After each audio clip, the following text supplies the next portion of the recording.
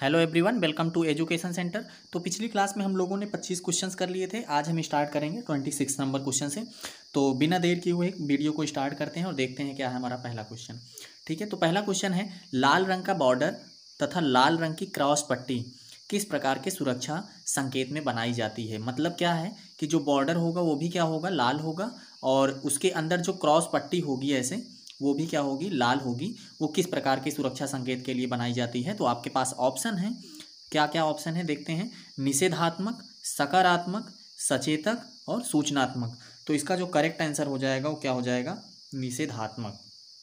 ठीक है, निषेधात्मक में क्या होता है कि लाल रंग का बॉर्डर भी होता है और उसकी पट्टी भी क्या होती है, लाल रंग की होती है। ठीक है, यहाँ पे पढ़ लेते हैं डिस्क्रिप्शन में। लाल रंग का बॉर्डर तथा लाल रंग की क्रॉस पट्टी निषेधात्मक प्रकार के सुरक्षा संकेतों के लिए बनाई जाती है। ठीक है, निषेधात्मक संकेत वृत्त के आकार के ये संकेत लाल रंग के बॉर्डर तथा क्रॉस पर और क्रॉसवार और सफ़ेद बैकग्राउंड पर काली आकृति द्वारा बनाए जाते हैं। मतलब कहने का ये है कि पहली चीज़ तो सर्कल रहता है, और जो वृत्त होता है, वृत्ताकार स्ट्रक्चर होता है, उसका जो बॉर्डर होता है वो क्या होता है, लाल होता है।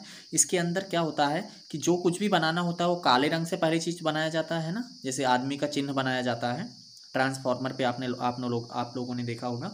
और इसका जो बैकग्राउंड होगा वो बिल्कुल क्या होगा, वाइट होगा। बैकग्राउंड क्या होगा, सफ़ेद होगा। चित्र जो बनेगा वो काला बनेगा। बॉर्डर जो होगा वो लाल होगा। इतना सब करने के बाद बीच में ऐसे क्रॉस पट्टी लगा दी जाती है, वो भी किस कलर की, रेड कलर की। इतनी बात आपको ध्यान में रखनी है। ये किसके लिए आ जाता है, निषेधात्मक के लिए। ठीक है, नेक्स्ट क्वेश्चन की तरफ मूव करते हैं। विद्युत तारों में लगी आग को बुझाने का प्रयोग किया जाने वाला अग्निशामक यंत्र। ये क्वेश्चन कितनी बार रिपीट हुआ है, अगर आपने लगातार शुरू से देखा है वीडियो तो आपको पता होगा कि इस 27 क्वेश्चन में कम से कम 4 से 5 क्वेश्चन ऐसे हैं जो सिर्फ यही क्वेश्चन रिपीट हुआ है और कई बार ये क्वेश्चन पूछा गया है। देखो ये कब पूछा गया है, आरआरबी रांची में पूछा गया है, रेलवे रिक्रूटमेंट बोर्ड में लोको पायलट के एग्जाम में 2014 में ये क्वेश्चन पूछा गया है कि विद्युत तारों में लगी आग को बुझाने के लिए कौन सा अग्निशामक यंत्र प्रयोग किया जाता है। ऑप्शन है, जल युक्त यंत्र नहीं किया जाता है, जल युक्त यंत्र श्रेणी ए के लिए है, झाग युक्त श्रेणी सी के लिए है, कार्बन टेट्रा क्लोराइड, ठीक है, CCl4, ये बिल्कुल हाँ विद्युत से लगी आग को बुझाने के काम में लिया जाता है। और जल की फुहार तो बिल्कुल नहीं विद्युत पे भेज सकते हो, श्रेणी ए को बुझाने के लिए लगता है। ठीक है, चारों श्रेणियाँ आपको मैंने पिछली क्लास में ही डिस्कस कर दिया है। ठीक है, आप देख सकते हो आराम से जाके वहाँ पे। ठीक है, तो इसका करेक्ट आंसर क्या हो जाएगा, सी। ठीक है, कार्बन टेट्रा क्लोराइड। इसका डिस्क्रिप्शन देख लेते हैं। विद्युत तारों में लगी आग को बुझाने के लिए कार्बन टेट्रा क्लोराइड युक्त यंत्र प्रयोग किया जाता है। इस प्रकार के यंत्र का लीवर दबाने पर मतलब लीवर दबाने पर मतलब एक तरीके से होता है बटन टाइप में। ठीक है, उसको दबाओगे तो वायु मिश्रित द्रव का छिड़काव प्रारंभ हो जाता है। ठीक है, इस यंत्र का उपयोग सामान्यतः सभी प्रकार की आग बुझाने के लिए किया जा सकता है। ठीक है, यह द्रव जलती हुई वस्तु को ढक लेता है और उसकी ऑक्सीजन की सप्लाई काटकर तुरंत ही आग को बुझा देता है। मतलब ये क्या करता है, क्वेश्चन ये ध्यान में रखना है कि जो CCl4 होता है, कार्बन टेट्रा क्लोराइड, ये वायु के साथ फुहार मिला के फुहारा किया जाता है। और वहाँ पे क्या, जहाँ पे आग लगी होती है वहाँ पे ऑक्सीजन नहीं रहती है, वहाँ की ऑक्सीजन को ख़त्म कर देता है। क्योंकि आपको पता ही होगा कोई भी चीज़ जलने के लिए ऑक्सीजन गैस की सबसे ज़्यादा आवश्यकता होती है। अगर ऑक्सीजन जहाँ पे नहीं है वहाँ पे कोई चीज़ जल नहीं सकती है। तो ऑक्सीजन ख़त्म कर देगा तो वहाँ से आग क्या हो जाएगी, बुझ जाएगी। नेक्स्ट क्वेश्चन की तरफ मूव करते हैं, देखते हैं क्या है, कृत्रिम श्वास क्रिया।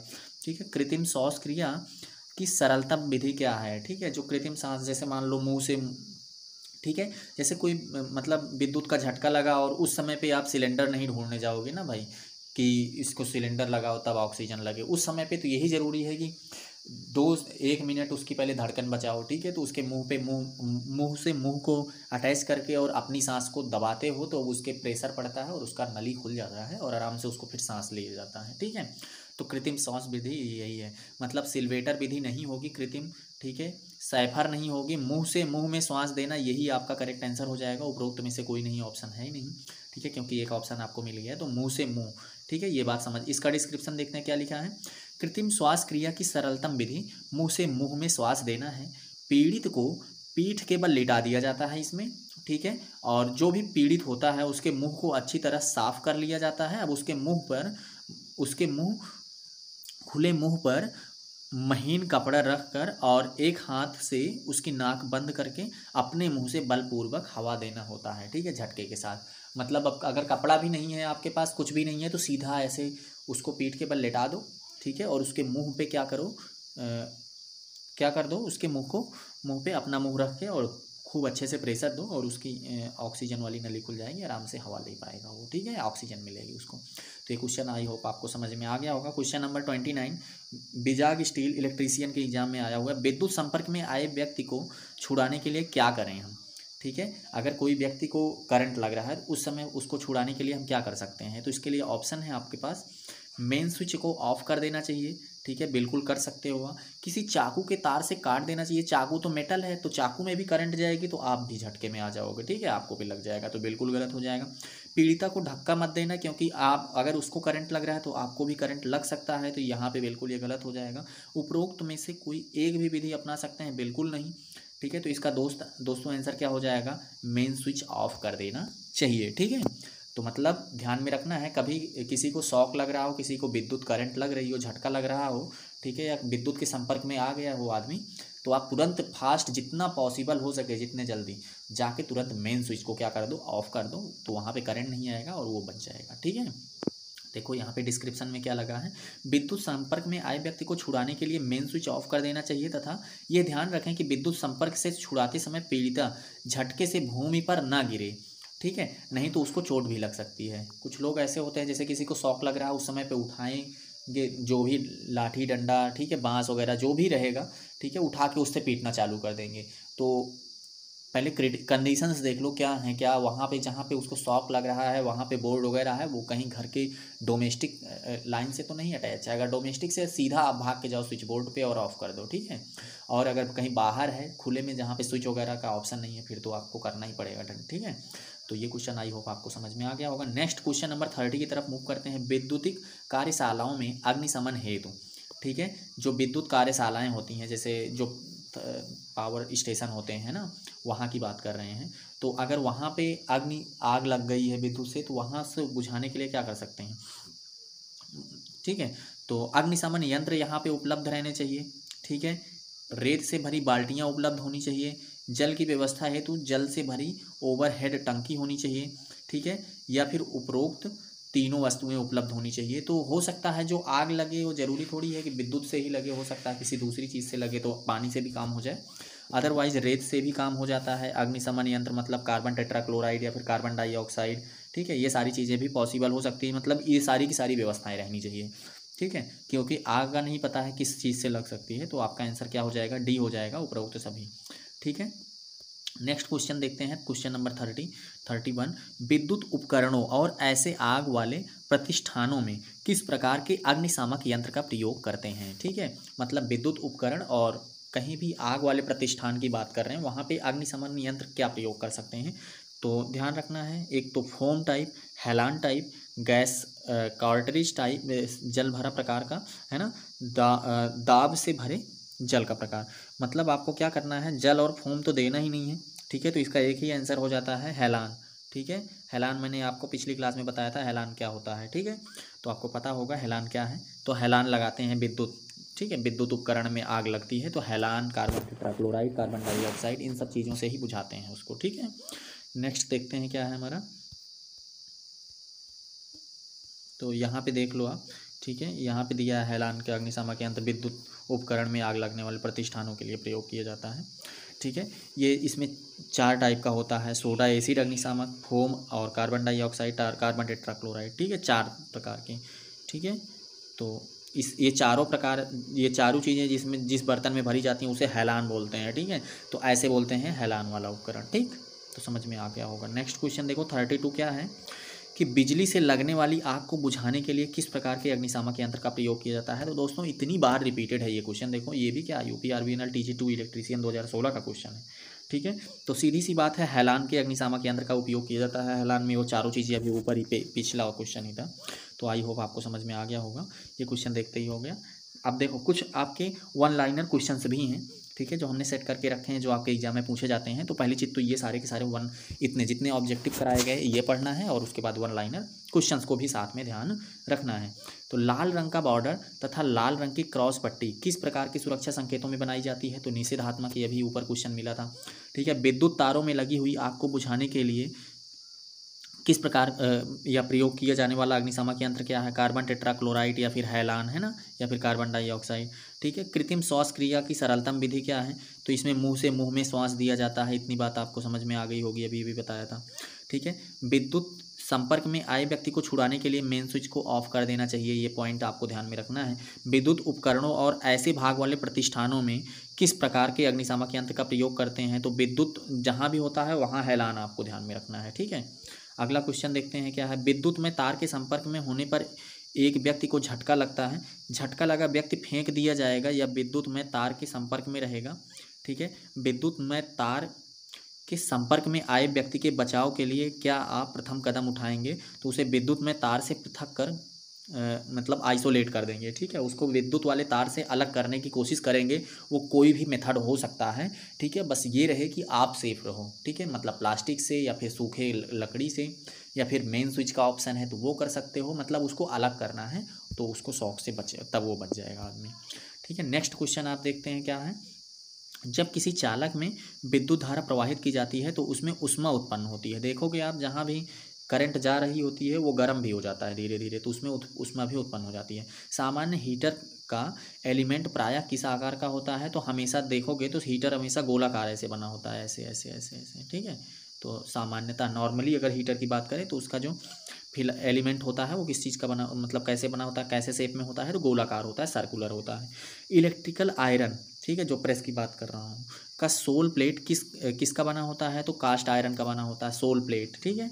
तो उसके अंदर जो प्लेट लगी होती है सोल प्लेट, जिसमें ठीक है, उसके अंदर जो जब आप इलेक्ट्रिक आयरन को खोलोगे तो उसके नीचे जो सोल होती है, ठीक है, वो किस चीज़ की बनी होती है? कास्ट आयरन की। इतनी बात ध्यान में रखना है। इलेक्ट्रिक आयरन का एलिमेंट किसका बना होता है? तो रिबन नाइक्रोम का बना होता है। उसके अंदर जो तार लगे होते हैं किसके बने होते हैं? नाइक्रोम के। नाइक्रोम के ही क्यों लगे होते हैं? क्योंकि ये क्या होता है, नाइक्रोम एक ऐसी चीज़ है जिसमें टेम्परेचर बहुत ज़्यादा बनता है। ठीक है। मतलब उसमें अगर करंट जाती है तो उसका टेम्परेचर लगभग 3600 डिग्री सेल्सियस तक बन सकता है। ठीक है। तो इसीलिए वहाँ पे नाइक्रोम का तार यूज किया जाता है। नाइक्रोम क्या है? नाइक्रोम मतलब निकिल प्लस क्रोमियम को मिला के तार बनाया जाता है, जिसको बोलते हैं नाइक्रोम वायर। ठीक है।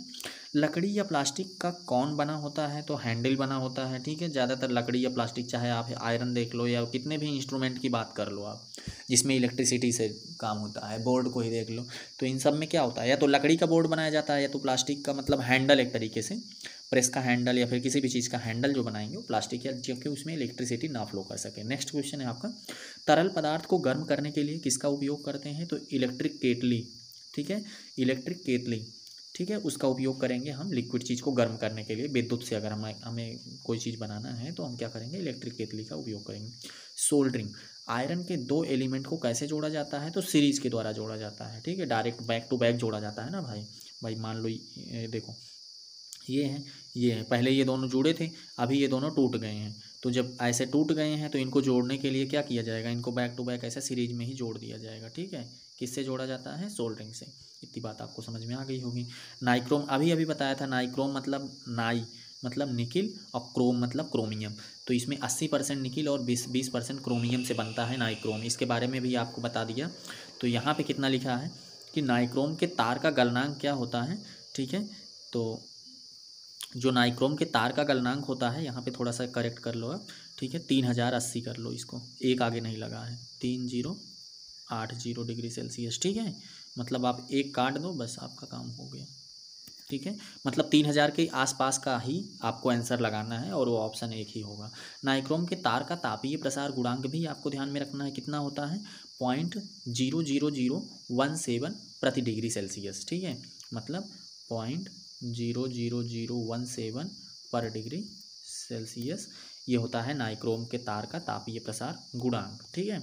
नेक्स्ट क्वेश्चन देखते हैं क्या है। घरेलू रेफ्रिजरेटर, जिसे आप फ्रिज बोलते हो ना, किस सिद्धांत पर काम करती है? तो वाष्प कंप्रेशन रेफ्रिजरेशन सिस्टम पे काम करती है। ठीक है। नाम आपको ध्यान में रखना है, वाष्प कंप्रेशन रेफ्रिजरेशन सिस्टम। ठीक है। और इसके अंदर जो गैस भरी होती है वो क्या होती है? फ्रियान होती है। देखो यहाँ पे लिखा होगा, नेक्स्ट क्वेश्चन ही है, घरेलू रेफ्रिजरेटरों में प्रयुक्त रेफ्रिजरेंट, ठीक है, रेफ्रिजरेंट क्या होता है? तो फ्रियान गैस होती है। ठीक है। फ्रियान गैस, अब जो मतलब कूल करता है, जो ठंडा करता है, वो कौन सी गैस होती है? फ्रियान होती है। आधुनिक घरेलू रेफ्रिजरेटरों में एक्सपेंशन वाल्व को किससे बदला जाता है? तो कैपिलरी ट्यूब से बदला जाता है। ये भी क्वेश्चन आपको ध्यान में रखना है, ये आपके रेफ्रिजरेटर से रिलेटेड क्वेश्चन हैं। ठीक है। नेक्स्ट क्वेश्चन है आपका, घरेलू रेफ्रिजरेटरों का कंडेंसर कैसे लगा होता है? तो रेफ्रिजरेटर के पीछे लगा होता है। जब आप देखोगे पीछे कभी भी फ्रिज को पीछे से देखो तो उसमें एक सिलेंडर नुमा होता है, ठीक है, वो क्या होता है? कंडेंसर होता है, वो ठंडा करता है। नेक्स्ट आपका आ जाता है इवेपोरेटर। इवेपोरेटर में प्रवेश करने वाला द्रव रेफ्रिजरेंट किस पर होता है? तो निम्न दाब पर और तापमान दोनों पर होता है, मतलब निम्न दाब और निम्न तापमान पर होता है, मतलब एक तरीके से ठंडा होता है, ठीक है। जो चीज़ एकदम ठंडी हो जाती है फिर वो इवेपोरेटर में प्रवेश करती है एक तरीके से उसकी गैस, है ना। तो ये पॉइंट भी आपको ध्यान में रखना है, निम्न दाब और तापमान दोनों पर। किसके कारण मोटर चलते समय गर्म हो जाती है? तो इसका आंसर क्या है? निम्न वोल्टेज। निम्न वोल्टेज रहेगा तो मोटर चलते चलते गर्म हो जाएगी, हीट होने लगेगी। किसके कारण मोटर धीमे चलती है? तो मोटर ओवरलोड होने के कारण धीमे चलती है। जब उसका भाई औकात ही कम है, उसको ज़्यादा लोड दे दोगे तो धीरे ही नहीं चलेगा। इंसान की ही बात कर लो आप, ठीक है। तो ये क्वेश्चन भी आपको समझ में आ गया होगा। नेक्स्ट क्वेश्चन देखते हैं क्या है।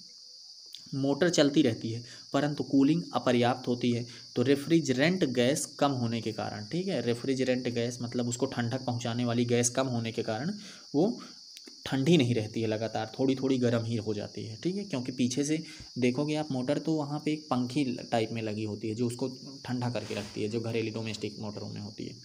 तो वो कितना ठंडा कर पाएगी? थोड़ा बहुत तो गर्म ही हो जाएगा, है ना। किसके कारण काम करते समय कंप्रेसर बहुत अधिक शोर करता है? ठीक है, जो कंप्रेसर होता है, जो दबाव वाली चीज़ है, वो बहुत अधिक शोर करती है। तो माउंटिंग बोल्ट ढीले होने के कारण, जैसे कोई चीज़ उसका मतलब जैसे मोटर ही है, उसका जो ठीहा है ना, जिस पे रखी गई है, जिस पे कसी गई है, अगर उसका ठीहा ढीला है तो बार बार काम करते समय वो पूरी मोटर ही हिलती रहेगी, तो इससे बहुत शोर होगा, बहुत ही ज़्यादा आवाज़ आएगी। तो आपको ध्यान में रखना है क्या?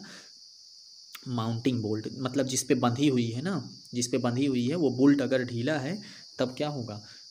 बहुत ज़्यादा शोर आएगा, ठीक है। नेक्स्ट आज आपका आ जाता है, मोटर चलती रहती है चाहे रेफ्रिजरेटर के अंदर तापमान निम्न हो, इसका कारण क्या है? तो थर्मोस्टेट में दोष के कारण, ठीक है।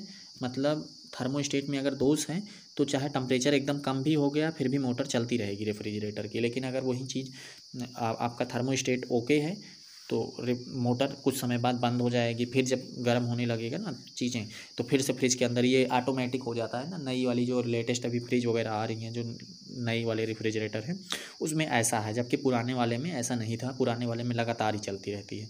नए वाली फ्रिज में क्या है कि उसमें चलते चलते अपने आप जब एकदम ठंडा हो जाता है तो फिर वो बंद हो जाती है उसकी मोटर, फिर कुछ समय बाद जब धीरे धीरे गर्म होने लगता है फिर से वो ऑटोमेटिक ही अपने आप चल जाती है। नेक्स्ट है, रेफ्रिजरेटर का बल्ब कार्य नहीं करता, इसका कारण क्या है? तो डोर स्विच में दोष आ जाता है। तो जैसे रेफ्रिजरेटर आप ओपन करते हो ना, जब फ्रिज आप ओपन करते हो तो इसके अंदर लाइट होती है, लाइट जलने लगती है तुरंत ही। तो जब अगर उसके डोर में दोष आ जाएगा, डोर में कोई दिक्कत हो जाएगी ना, तो उसकी बल्ब फिर नहीं जलेगी, चाहे आप खोलो बंद करो लाइट नहीं जलेगी। इतनी बात आपको समझ में आ गई होगी। नेक्स्ट क्वेश्चन है, विशेष आवश्यकता का अप्राकृतिक वातावरण किससे प्राप्त किया जा सकता है? तो एयर कंडीशनर से, ठीक है। एयर कंडीशनर से जो वातावरण मिलता है, जो ठंडक बनती है, वो भाई प्राकृतिक नहीं रहती है ना, वो पेड़ पौधे से ठंडक नहीं होती। जो भगवान के द्वारा दिया होता है उसे प्राकृतिक बोलते हैं, तो जो हम बनाते हैं उसे अप्राकृतिक बोलते हैं, आर्टिफिशियल बोलते हैं, है ना। तो अप्राकृतिक वातावरण कौन बनाता है? एसी बनाता है, एयर कंडीशनर बनाता है, ठीक है। जिसके घर में एसी लगी होती है, अब देखो वो रूम पूरा ठंडा होता है तो भगवान ने या हवा के द्वारा नहीं ठंडा हुआ है, उसे ज़बरदस्ती प्रेशराइज करके ठंडा किया गया है, इसीलिए उसे बोलते हैं अप्राकृतिक वातावरण। एयर कंडीशनर देता है ठंडी व गर्म दोनों हवाएं देता है। अब ठंडी में गर्म देता है, ज़्यादातर लोग क्या करते हैं, ठंडी में जब एसी ऑन करते हैं तो रूम गर्म हो जाता है, और गर्मी में एसी ऑन करते हैं तो क्या होता है, रूम ठंडा हो जाता है। एयर कंडीशनर की क्षमता किसके द्वारा नापी जाती है? तो टन में नापी जाती है। ये भी इंपॉर्टेंट क्वेश्चन है, ध्यान में रखना है आपको। नेक्स्ट है, एयर कंडीशनर में कंडेंसर फैन और ब्लोअर फैन किसके चलाए जाते हैं? ठीक है, तो विभिन्न मोटरों के द्वारा चलाए जाते हैं। मतलब जो फैन होते हैं, जो अंदर पंखे होते हैं ना कंडीशनर में, एयर कंडीशनर मतलब एसी की मैं बात कर रहा हूँ, ठीक है।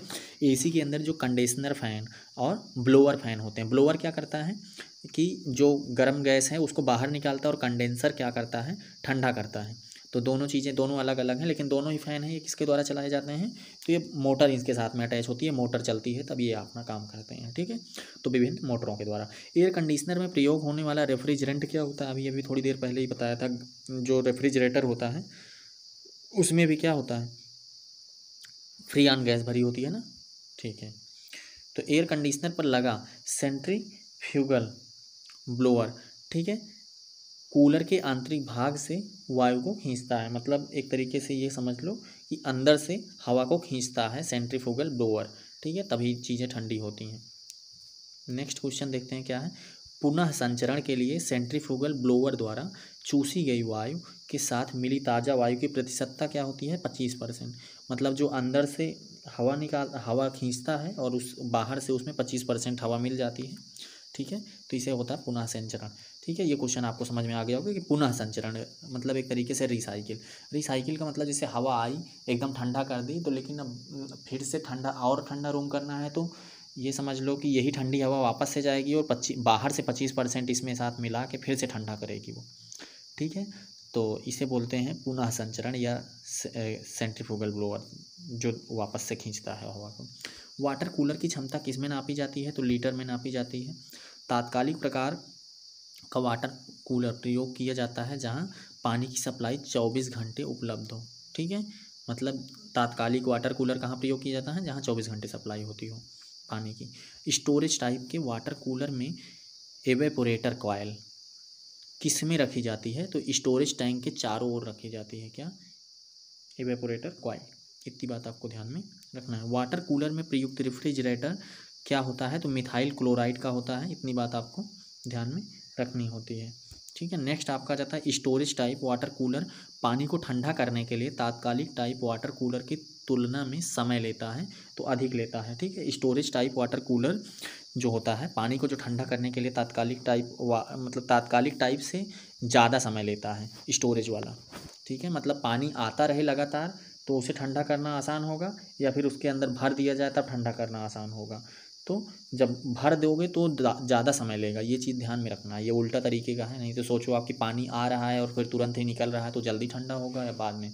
तो जो आ रहा है और जा रहा है वो जल्दी ठंडा हो जाएगा, लेकिन जो भर के रख दोगे आप तो वो क्या होगा? अधिक समय लेगा, ठीक। नेक्स्ट आपका क्वेश्चन आ जाता है वाटर कूलर, ठीक है। वाटर कूलर की मोटर छोटे अंतराल पर स्टार्ट होती है अन्यथा कूलिंग ठीक होती है। इसका कारण है थर्मोस्टेट की गलत सेटिंग। अगर आप थर्मोस्टेट मतलब टेम्परेचर वाली गलत सेटिंग कर दोगे ना, तो वाटर कूलर की जो मोटर होती है छोटे अंतराल पे स्टार्ट होने लगेगी, या फिर कूलिंग ठीक से होती है, अन्यथा कूलिंग ठीक नहीं होती है, ये ध्यान रखना है।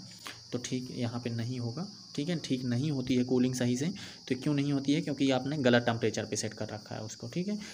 विद्युत मशीनों के ब्रश बने होते हैं तो कार्बन के बने होते हैं, बहुत ही ज़्यादा इंपॉर्टेंट है। विद्युत मशीनों के जो ब्रश लगे होते हैं मोटर या जनरेटर में, उसमें किस चीज़ के होते हैं? वो कार्बन के ब्रश लगे होते हैं। नेक्स्ट आता है आपका क्वेश्चन, डीसी को रोकने वाला एवं एसी को प्रवाहित करने वाला विद्युत उपकरण क्या है? तो कैपेसिटर है। कैपेसिटर एक ऐसी डिवाइस है, ये कैपेसिटर आगे आपको मैं बताऊंगा अच्छे से, जो आपकी थ्योरी क्लासेस हैं उसमें आपको मैंने पढ़ा भी रखा है, जाके वहाँ से वीडियो देख सकते हो कैपेसिटर के बारे में। तो कैपेसिटर यहाँ पे प्लस होता है, इधर माइनस होता है, दो प्लेटें लगी होती है ना। तो ये क्या करता है, जब इसमें करंट जाती है अगर वो डीसी है, ठीक है, तो यहाँ से ये ओपन सर्किट हो जाएगा, मतलब ये खुल जाएगा, तो इधर आगे करंट नहीं जा पाएगी, मतलब एक तरीके से रोक देगा डीसी वाले को। लेकिन अगर यहीं एसी है तो ये क्या हो जाता है? शॉर्ट सर्किट हो जाता है, तो करंट यहाँ से आराम से निकल जाती है। इतनी बात आपको ध्यान में रखनी है। बेंच वाइज, ठीक है, बेंच वाइज का आकार व्यक्त किया जाता है तो जबड़ों की चौड़ाई से व्यक्त किया जाता है, ठीक है, बेंच वाइज का आकार। अगला है डिवाइस का आकार व्यक्त किया जाता है तो चूल एवं बिंदु के बीच की दूरी से, ठीक है, चूल एवं बिंदु के बीच की दूरी से डिवाइस के आकार को व्यक्त किया जाता है। नेक्स्ट आ जाता है आपका हाई स्पीड स्टील में कार्बन प्रतिशत कितना होता है? तो 0.75 से लेके 1% तक ही का, मतलब कार्बन ज़्यादा दे दोगे ना तो स्टील कोई भी चीज़ होगी वो बहुत ज़्यादा टाइट होती जाएगी। तो देखोगे लोहे में, आयरन में, ठीक है, आयरन में भी आपको देखोगे आगे चल के 4 प्रकार होते हैं ना, तो वो सब में कार्बन पे ही अलग अलग होता है। स्टील में भी जो होता है मिल्ड स्टील, ठीक है, और ये हाई स्पीड स्टील। तो हाई स्पीड स्टील में इतना ध्यान रखना है 1% के लगभग कार्बन होता है, इससे ज़्यादा नहीं होता। ड्रिलिंग, कटिंग आदि संक्रियाओं में शीतक का प्रयोग किया जाता है, तो कटिंग टूल तथा जॉब दोनों को ठंडा रखने के लिए किया जाता है ऐसा, ठीक है। जो शीतक मतलब ठंडक का प्रयोग किया जाता है ना ड्रिलिंग के समय या कटिंग के समय, वहाँ पे ठंडा किया जाता है। तो क्यों किया जाता है? कि कटिंग टूल एवं जॉब दोनों को ठंडा रखे, ठीक है, नहीं तो गर्म हो जाएगा तो ख़राब हो जाता है। अगला, किसी छिद्र में चूड़ियाँ काटने के लिए टैप को दक्षिणावर्त दिशा में घुमाने के बाद आधा चक्कर वामावर्त दिशा में घुमाया जाता है, जिससे कि धातु के चिप्स टूट ना जाएं, ठीक है। ये भी बात आपको ध्यान में रखना है कि मतलब क्या हो जाता है कि पहले दक्षिणावर्त घुमाओ, उसके बाद फिर थोड़ा सा आधा चक्कर बामा भी वापस भी घुमाना पड़ता है पीछे की तरफ, जिससे कि वो टूटे ना। क्या नहीं टूटे? उसकी जो धातु की चिप्स होती हैं जिससे वो कट करता है, कटर आपका ख़राब ना हो। हथौड़े का वर्गीकरण निम्न आधार पर किया जाता है, तो पिन एवं तौल के आधार पर किया जाता है कि उसका पिन कितना है और उसका वजन कितना है। तो कहते हैं ना 10 किलो 100 10 किलो का हथौड़ा, 20 किलो का हथौड़ा। तो जितना आपको प्रेशर लगाना है उसी हिसाब से, जितनी भारी काम करना है उसी हिसाब से आपको हथौड़े की ज़रूरत होगी, तो पिन भी उसी के हिसाब से ही लगाई जाती है। तो दो चीज़ें ध्यान रखना है, एक तो पिन और दूसरा तौल। हेक्सा ब्लेड की लंबाई नापी जाती है, तो दोनों पिन होल्स के केंद्रों के बीच की दूरी होती है जो होती है हेक्सा ब्लेड। हेक्सा ब्लेड से किस चीज़ की लंबाई नापी जाती है? तो हेक्सा ब्लेड से पिन होल्स के केंद्रों के बीच की दूरी को नापा जाता है। फाइल की लंबाई किससे नापी जाती है? तो पॉइंट से हील तक, ठीक है। जो फाइल की लंबाई होती है वो क्या होती है? पॉइंट से हील तक की लंबाई होती है, वही बोलते हैं हम फाइल की लंबाई। चीजल निर्माण में प्रयुक्त धातु क्या है? तो हाई कार्बन स्टील है, जो कि चीजल के निर्माण में बहुत ज़्यादा जरूरी चीज़ हो जाती है, ठीक है। चीजल किस चीज़ का बनाया जाता है? तो आप ध्यान रखना, हाई कार्बन स्टील का बनाया जाता है। उपयोग में पश्चात रेती एवं हेक्सा को ब्रश से साफ करके रखना चाहिए, ठीक है। जो रेती होती है ना, जिस चीज़ को रेत रेत के चिकना करते हो या फिर उसको रगड़ते हो, रगड़ के, जैसे हंसिया है या फिर कोई चीज़ है, कुल्हाड़ी है, ठीक है, या फिर फावड़ा है, किसी चीज़ की धार को बढ़ाने के लिए रेती जो यूज करते हो, जिससे रेतते हो उसको, तो रेतते हो तो उसके अंदर जो छिद्र होते हैं उसमें घुस जाता है, तो उसको ब्रश से साफ कर दोगे तो फिर साफ हो जाएगा। बरसात के दिनों में औजारों पर जंग से बचाने के लिए उन पर मोबिल ऑयल या फिर ग्रीस का महीन लेप कर देना चाहिए, जिससे कि उस पर क्या होता है, जंग नहीं लगता है। अगला है हेक्सा ब्लेड तथा कारपेंटर सॉ ब्लेड के दांतों की सेटिंग करने का मुख्य कारण क्या है? कि कटिंग के समय घर्षण को कम करने के लिए उस पर दांत लगाए जाते हैं, दांतें लगाए जाते हैं, ठीक है। तो कटिंग के समय घर्षण को कम करने के लिए हेक्सा ब्लेड और कारपेंटर सा ब्लेड के दांतों की सेटिंग की जाती है एक तरीके से, है ना। स्पार्क प्लग आदि को एयर गैप नापने के लिए प्रयोग किया जाने वाला यंत्र क्या है? तो फीलर गेज है, ठीक है। स्पार्क प्लग या फिर एयर गैप नापने के लिए जो प्रयोग किया जाता है वो क्या है? फीलर गेज है। अगला क्वेश्चन है आपका, छोटे तार और केबल को जब वे टर्मिनल से बहुत समीप होते हैं तो काटने के लिए जिस टूल का प्रयोग करते हैं वो क्या कहलाता है? तो तिरछा काट प्लायर होता है, जो छोटे तार और केबल को, ठीक है, काटने के लिए उपयोग किया जाता है, उसके क्या बोलते हैं? तिरछा काट प्लायर बोलते हैं। ध्यान रखना है आपको इन सब नामों को, ठीक है। थोड़ा सा नाम कॉम्प्लिकेटेड है लेकिन आपको ध्यान तो रखना ही पड़ेगा, ठीक है भाई, क्योंकि पढ़ाई करोगे तो कुछ चीज़ें टफ भी मिलेंगी आपको, कुछ ईजी भी मिलेंगी, कुछ ऐसे होंगे जो याद नहीं होंगी। तो अगर ऐसा करना है आपको, एक बार पहले वीडियो को देख लेनी है और दोबारा से इसकी स्पीड बढ़ा के 1.5 की स्पीड पे करके दोबारा से देख लो, तिबारा से देख लो, सारे क्वेश्चन से आपके याद हो जाएंगे। जितने क्वेश्चन हम करा रहे हैं पहले चैप्टर में सेफ्टी एंड हेल्थ से, वो सारे क्वेश्चन अगर आप पढ़ लेते हो तो 100% गारंटी लेता हूँ कि आपका, चाहे UPPCL देने जा रहे हो, UP RBUNL देने जा रहे हो, दिल्ली मेट्रो देने जा रहे हो, या फिर कोई भी एग्जाम देने जा रहे हो, आपका क्वेश्चन नहीं छूटेगा उस टॉपिक से। तो सॉकेट से सुंडाकार सैक, ठीक है, वर्मा के अपनयन या निकालने के लिए आप कौन सा औजार प्रयोग करेंगे? तो ड्रिफ्ट, ठीक है, ड्रिफ्ट का उपयोग करेंगे, ठीक है। सुंडाकार या फिर सैंक वर्मा के अपनयन मतलब निकालने के लिए, ऐसे सूंड टाइप में होता है जैसे JCB में लगा होता है ना, तो कोई भी चीज़ निकालना होता है तो कौन सा आप ड्रिफ्ट वाला औजार यूज करोगे? ड्रिफ्ट औजार, ठीक है। गुनिया के कई प्रयोग हैं, गुनिया से कौन सा काम नहीं किया जा सकता है? तो गुनिया से पृष्ठ की सपाटता की जांच आप नहीं कर सकते हो। गुनिया समझते हो ना, जो लट्टू की तरह होता है, जो घर के जो मिस्त्री होते हैं ना, जो घर बनाते हैं कंस्ट्रक्शन वाले, उनके पास होता है ना वो गुनिया, जिससे धागा लगा होता है, लट्टू की तरह लटकाते हैं, उसे ही बोलते हैं गुनिया। तो उससे सपाटता की जांच नहीं की जा सकती है, ये भी ध्यान में रखना है आपको, ठीक है। बस बार में प्रयोग की जाने वाली धातु क्या है? धातु है कठोर खींचा तांबा, ठीक है, मतलब टाइट एक तरीके से तांबा, आपको क्या ध्यान रखना है? तांबा। तो बस बार में क्या यूज किया जाता है? कॉपर यूज किया जाता है, तांबा यूज किया जाता है। किसी केबल की धारा वहन क्षमता उसके चालक पर निर्भर करती है, तो किस पे निर्भर करती है? प्रतिच्छेदीय क्षेत्रफल पर, ठीक है, मतलब एक तरीके से आप ध्यान रखते हो एरिया, ठीक है, क्षेत्रफल पर। तो केबल की धारा वहन क्षमता उसके क्षेत्रफल पर निर्भर करती है। 7/20 केबल का अर्थ क्या है? तो 7/20 का मतलब हुआ 20 SWG के 7 तार, ठीक है, 20 SWG के कितने तार, 7 तार। ये SWG शो करता है और ये तारों की संख्या शो करता है। तो ऐसे ही ध्यान में रखना है, बहुत ही ज़्यादा इंपॉर्टेंट क्वेश्चन है ये।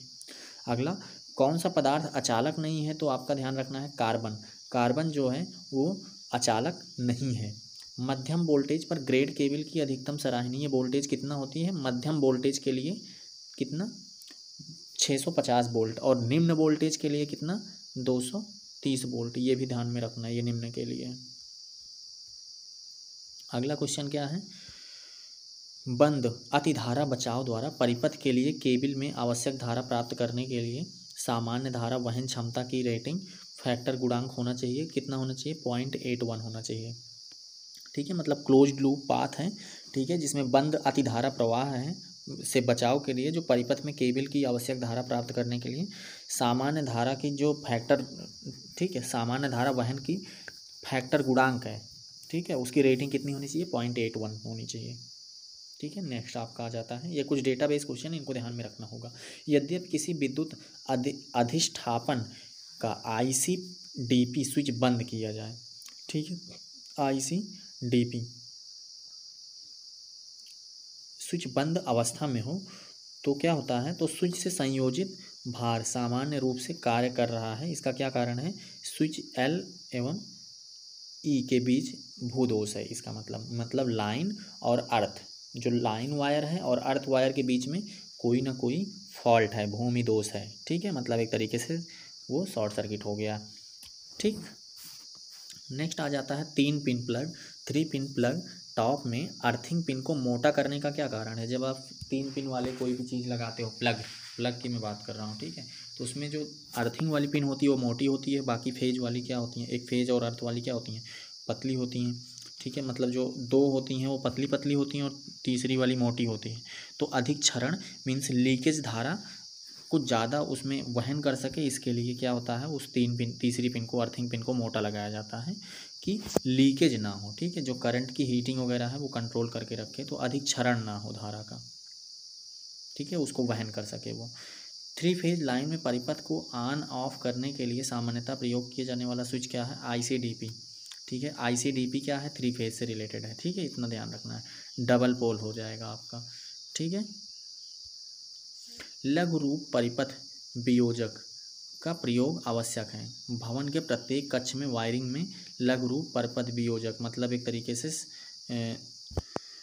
छोटा छोटा MCB आप बोल सकते हो या फिर स्विच बोल सकते हो, वो प्रत्येक कक्ष में हर एक रूम में होनी चाहिए। ठीक है, हाई स्पीड स्टील में कार्बन की प्रतिशतता कितनी होती है, तो 0.7 से लेके 0.7 से लेके 1% तक। ये क्वेश्चन पिछली बार पीछे मिला था अभी। ठीक है, अगला है आपका ड्रिलिंग, कटिंग आदि संक्रियाओं में कूलेंट का प्रयोग किया जाता है। तो कूलेंट आपको जॉब और कटिंग टूल दोनों को ठंडा करने के लिए क्वेश्चन रिपीट हो गया। हथौड़े का वर्गीकरण पिन के आकार एवं तौल के आधार पर किया जाता है।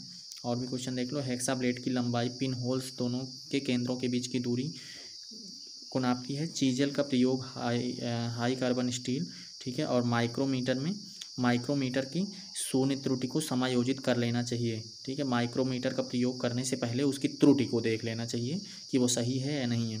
ठीक है, तो छोटे तार और केबल जब टर्मिनल में बहुत समीप होते हैं तो जिस कार्टन टूल का प्रयोग किया जाता है वो क्या होता है, तिरछा काट प्लायर होता है। ये भी क्वेश्चन अभी पीछे मिला था, लैंग्वेज चेंज थे, तो ध्यान रखना है कि जब 2 टर्मिनल हैं, 2 वायर हैं, ठीक है, छोटे तार के केबल के, ठीक है, तो बहुत नज़दीक हैं, तो अगर उनमें से एक को कट करना है तो कौन सा आप यूज करोगे, तिरछा काट प्लायर यूज करोगे, ध्यान रखना है। साधारण बेंच वाइस के स्पिंडल में कौन सी चूड़ी होती है, तो वर्गाकार चूड़ी होती है, किसमें, साधारण बेंच वाइस में। स्पैनर्स, ठीक है, क्या, स्नैपर्स का निर्माण किस धातु से किया जाता है, तो बेनोडियम इस्पात से। स्टील है, इस्पात मतलब स्टील, ठीक है, बेनोडियम स्टील आप ध्यान रख सकते हो या फिर बेनेडियम इस्पात यूज कर सकते हो स्नैपर्स का निर्माण के लिए। ठीक है, स्नैपर्स किससे बनाया जाता है, तो बेनेडियम इस्पात से। रिवेटिंग संक्रिया में बाल पिन हथौड़े के अतिरिक्त अन्य कौन सा हथौड़ा प्रयोग किया जाता है, तो स्ट्रेट पिन हथौड़ा। ठीक है, ये भी ध्यान में रखना है आपको। सरफेस प्लेट का उपयोग किया जाता है, तो मार्किंग हेतु। ठीक है, बर्नियर कैलिपर्स का अल्पतम मान कितना होता है, 0.02 mm होता है। अगला क्वेश्चन है आपका, किसी अयस्क में से मिट्टी को पृथक करने हेतु अपनाई जाने वाली प्रक्रिया कौन सी है? तो वॉशिंग प्रक्रिया है। त्रिभुजाकार रेती की लंबाई सामान्यतः 150 mm होती है। ठीक है, ये भी क्वेश्चन डेटाबेस है, ध्यान रखना है। फोल्डिंग रूल का अल्पतमांक कितना होता है? अल्पतमांक कितना होता है? 1 mm होता है। काष्ठ खंडों में वर्गाकार या फिर आयताकार छिद्र बनाने के लिए प्रयुक्त छैनी क्या है? तो मार्टिस छैनी होती है। ठीक है, ये भी ध्यान में रखना है। काष्ठ खंड मतलब ऐसे ही जब रेती देखते हो ना, उसके अंदर चौकोर चौकोर या फिर आयताकार छेद बने होते हैं, तो किसके लिए होते हैं? बनाने के लिए क्या प्रयुक्त छैनी है? तो मार्टिस छैनी कहते हैं उसको। अगला है रंदे। ठीक है, रंदे के ब्लेड की धार को तेज करने के लिए आयल स्टोन का यूज किया जाता है। ठीक है, आयल स्टोन का यूज किया जाता है रंदे की ब्लेड की धार को तेज करने के लिए।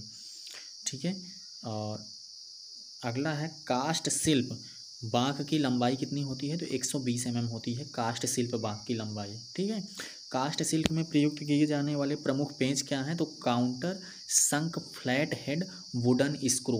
क्या नाम है? काउंटर संक फ्लैट हेड वुडन स्क्रू। अगला क्वेश्चन है माचिस की तीलियों में प्रयुक्त काष्ठ क्या है? तो पॉपुलर है। ठीक है, और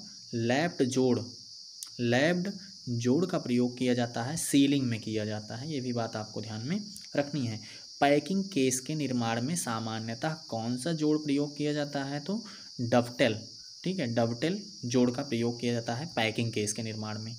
धात्विक चद्दर से निर्मित पात्रों के किनारों को मजबूती तथा सुंदरता प्रदान करने के लिए मोड़ दिया जाता है, तो हैमिंग के थ्रू।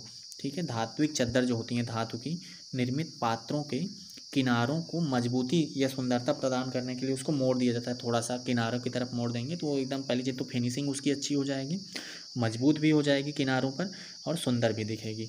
धात्विक चादर के किनारों को मोड़कर उसमें तार फंसाने की प्रक्रिया क्या कहलाती है? वायरिंग कहलाती है, ये भी ध्यान में रखना है आपको। चोट चिन्ह रहित हैमरिंग के लिए कौन से हथौड़े का प्रयोग किया जाता है? तो मैलेट हथौड़ा। और कीप बनाने के लिए कौन सी ठेक या फिर स्टेक का प्रयोग किया जाता है? तो फनल ठेक का। ठीक है, फनल से क्या बनाते हो आप? कीप, क्योंकि कीप का और फनल देखे होगे तो आपने एक ही जैसे दिखता है। नॉचिंग क्रिया से क्या अभिप्राय है? तो धात्विक चद्दर पात्र बनाने के लिए चद्दर के कोनों को वर्गाकार या आयताकार या त्रिभुजाकार आकृति में काटना ही क्या कहलाता है? नॉचिंग कहलाता है, नॉचिंग, है ना। अगला है आपका लास्ट क्वेश्चन है बेंच सीयरिंग मशीन का प्रयोग किया जाता है, तो 18 गेज तथा इससे मोटी धात्विक चद्दर को काटने के लिए बेंच सीयरिंग मशीन का प्रयोग किया जाता है। तो दोस्तों आज की क्लास में हमने बहुत सारे इंपॉर्टेंट क्वेश्चंस को डिस्कस किया है। आप इन क्वेश्चंस को एक बार देखिए, 2 बार देखिए, 3 बार देखिए, जब तक कि आपको याद ना हो जाए तब तक आप इसको बार बार रिपीट करके देख लीजिए। ठीक है, स्पीड बढ़ा के देखिए। ठीक है, पहले तो नॉर्मल स्पीड पे देख लीजिए, फिर स्पीड बढ़ा दीजिए, फिर देख लीजिए, फिर आप क्वेश्चंस के साथ में रोक रोक के वीडियो खुद ही आंसर करते चलिए। ठीक है, जितना पॉसिबल हो सके इन सब क्वेश्चंस को रट डालो एक तरीके से। अगर इतना क्वेश्चंस रट जाते हो तो 2-3 क्वेश्चन तो आपका यहीं से तैयार हो जाता है पहले चैप्टर से ही। ठीक है, तो आपके एग्जाम में 150 क्वेश्चंस आएंगे यूपी पीसीएल के लिए। ठीक है, ऐसे ही सारे जितने भी ITI लेवल के एग्ज़ाम हैं, या फिर आप ITI की ट्रेड थ्योरी की भी तैयारी कर रहे हो, आप अभी ITI में ही पढ़ रहे हो, तब भी ये सारे क्वेश्चंस आपके लिए बहुत ज़्यादा हेल्पफुल होंगे। तो आई होप आपकी आज की क्लास आपको बहुत अच्छी लगी होगी, पसंद आई होगी। तो वीडियो को लाइक, शेयर और सब्सक्राइब करना ना भूलें। ठीक है, तो मिलते हैं दोस्तों नेक्स्ट क्लास में चैप्टर नंबर 2 को लेके। ठीक है, थैंक यू सो मच।